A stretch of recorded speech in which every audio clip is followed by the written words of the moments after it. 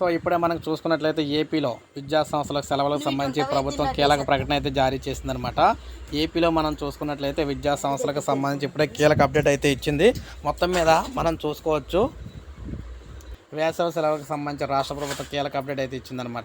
So 18 నుంచి సెలవులు అయితే ఇవ్వబోతున్నారు. 18 నుంచి మనం చూసుకున్నట్లయితే సెలవులు అయితే ఇస్తున్నట్లుగా ఏపీ ప్రభుత్వం కీలక ప్రకటన అయితే జారీ చేసింది. సో సెలవులకు సంబంధించి సమ్మర్ హాలిడేస్ సంబంధించి విద్యార్థులు అందరూ కూడా ఎప్పటి నుంచి అయితే ఎదురు చూస్తూ ఉన్నారన్నమాట.